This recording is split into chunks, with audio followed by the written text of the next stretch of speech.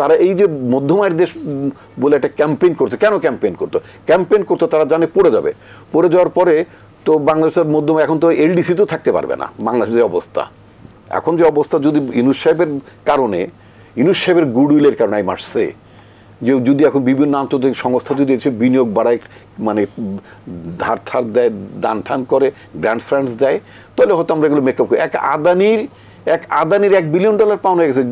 Gas বিদ্যুৎ পাইছি কয় মেগাওয়াট বিদ্যুৎ পাইছে, কয় মাস পাইছি। কিন্তু এমন জনবিরোধী, রাষ্ট্রবিরোধী চুক্তি করেছেন আপনি যে আপনাকে অধিক মূল্যে 2 গুণ দামে আপনি তার সাথে চুক্তি করেছেন। ক্ষমতায় থাকার সার্ভিস চার্জ, প্রত্যেকটা সার্ভিস চার্জ থাকে না আমাদের, দেখবেন যে এটা সার্ভিস, ওটা সার্ভিস চার্জ, তো ক্ষমতায় থাকার ওটা সার্ভিস চার্জ। গণবিরোধী শক্তি, জনগণের ভোটে অনির্বাচিত, যারা নির্বাচিত না, তো তাদের ব্যাপার তো বারবার কোশ্চেন হবে। ইউরোপিয়ান কান্ট্রি, পশ্চিমা দেশগুলো, পার্টিকুলারলি আমেরিকারা তো সবসময় প্রশ্ন তুলতো, শুধুই প্রশ্ন তুলতো না, ইন্ডিয়া কায়দা করে একটা কথা বলতো, মানে ওদের পররাষ্ট্রমন্ত্রী না, অভ্যন্তরীণ বিষয় তো বলতো, তারপর বলতো প্রত্যেকটা দেশে নাকি একটা নিজস্ব গণতন্ত্রের স্টেট আছে, তো প্রত্যেকটা দেশটা নিজস্বভাবেই চলে, এটাও সত্য কথা। বেলারুশও তো একটা গণতন্ত্র আছে, তো ওই দেশের স্যাংশন সমর্থন করো কেন নাকি? তো বাংলাদেশে বেলারুশের চেয়ে কোনো উন্নত। আমি একবার ব্রিটিশ হাইকমিশনের পলিটিক্যাল সেকশনের হেডের সাথে আমার একটা মিটিং ছিল, তো আমারে বললো যে তোমরা নির্বাচন, মানে বছর 3-4 আগের ঘটনা, তোমরা কি নির্বাচন বর্জন ঠর্জন করছো নাকি 18 আগে? আমরা হ্যাঁ আমরা করছি, মানে বছর 7-8 যা হোক। তো বলে যে নির্বাচন করলে গণতন্ত্র, এমন কোথায় গণতন্ত্র দেখতে পাচ্ছ তোমরা বাংলাদেশের তো উদাহরণ বেলারুশের চেয়েও খারাপ। বেলারুশে তো রাত্রেবেলা এরকম ভোট ঠোট হয় না, আগে সব কিছু করে না। তো তোমরা ওই দেশের বেলায় মানে স্যাংশন দাও, তো বাংলাদেশের বেলায় কি করো? তো এখন ইন্ডিয়া কি করতো বলতো, যে নিজস্ব হাসিনা মডেল হয়ে গেছিল গণতন্ত্রে। এই গণতন্ত্র মানে তো রাতের ভোট, এই গণতন্ত্র মানে বিনা ভোট, এই গণতন্ত্র মানে খুন গুম, এই গণতন্ত্র মানে পিয়ন 400 কোটি টাকার মালিক হবে এবং তার ভিতরে কোনো শাস্তিমূলক ব্যবস্থা, মানে শুধুমাত্র প্রধানমন্ত্রীর অফিসে তিনি যেতে পারেন, মানে 5টা সিজ করা, কোনো অ্যাকাউন্টেবিলিটি সব যে একটা আছে না, লুটে পুটে কি ছড়িয়ে ছিটিয়ে দিয়ে রে মা, লুটে পুটে খাই, উলট পালট করে দেয়, ওই একই কথা, ছড়িয়ে ছিটিয়ে দিয়ে রে মা, উলট পালট করে দে মা, লুটে পুটে খাই। বাংলাদেশে একটা লুটে পুটে খাওয়ার একটা দুঃশাসন চলছে, সেই দুঃশাসনের অবসান ঘটেছে ছাত্র জনতার গণঅভ্যুত্থানে।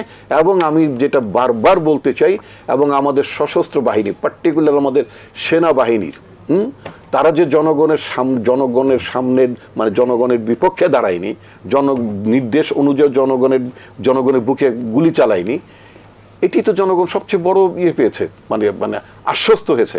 এবং আমরা কি দেখেছি, এই জনগণ যে ট্যাঙ্কের, মানে 75 সালের 7ই নভেম্বরও দেখেছি সেই ঐতিহাসিক সিপাহী জনতার অভ্যুত্থানে, এইবার 24-এর ঐতিহাসিক গণ অভ্যুত্থানে আমরা কি দেখলাম, এবারও ট্যাঙ্কের উপর জনগণ উদ্বেলিত হয়ে ট্যাঙ্কের উপরে চলে গেছে, ট্যাঙ্কের উপরে ফুল ছিটাচ্ছে, সৈনিকদের সাথে কোলাকুলি করছে, করমর্দন করছে। এটা ঐতিহাসিক মেলবন্ধন, এটা মহামিলন।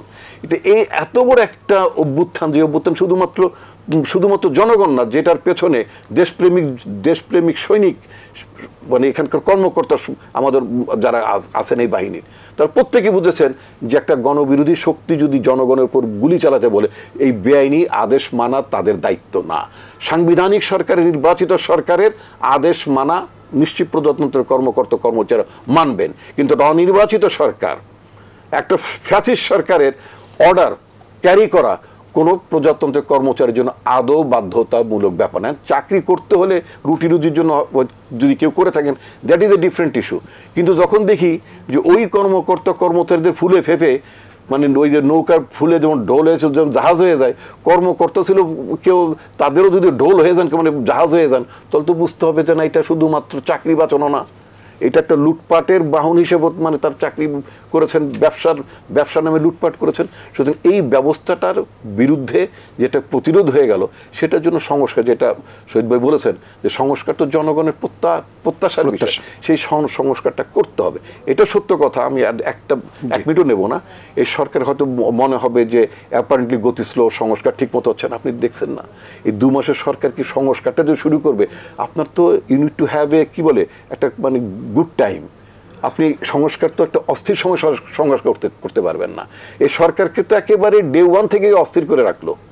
এই আনসার বিদ্রোহের নামে, আপনার এই যে মানে অডিট বাহিনীর নামে, তারপরে আপনার শাহবাগ বাহিনীর নামে নানা বাহিনী এই নানান ধরনের অভিযোগ তুলে একটা মানববন্ধন দানববন্ধন করা শুরু করলো, মানে লেবার আনরেস্টের নামে ছাত্রলীগেরা টাকা পয়সা দিচ্ছে, এগুলো সবই তো এক্সপোজড হয়ে গেছে। সুতরাং এই সাথে নানাবিধ কারণে ইয়েস গভর্নমেন্ট একটু মানে চাপের মধ্যে ছিল, একটু স্ট্যাবল হলে নিশ্চয়ই মানে স্ট্যাবিলিটি ইজ ফার্স্ট, এটার পরেই করতে হবে। তবে এটার একটা ব্যাপার যেটা পুরো সংকটটা কিন্তু রাজনীতি কেন্দ্রিক, রাজনীতি সংশ্লেষ, রাজনৈতিক নেতারাই সমস্ত প্রবলেমগুলো সলভ করেন, কিন্তু সরকারের লোকের তো সেভাবে আপনার মানে রাজনীতি সচেতনও না, খুবই স্বাভাবিক, কারণ তারা তো তাদের নিজস্ব ডোমেনে তারা সবাই সব কি বলে মানে উজ্জ্বল ব্যক্তিত্ব, কিন্তু তারা তো আমার মতন তো আর মানে বক্তৃতা করা বা আমার মতো রাজনীতি সারাদিন রাজনীতির চর্চা করা বা আমাদের মতো এটা তারা অনেকেই করেন নাই।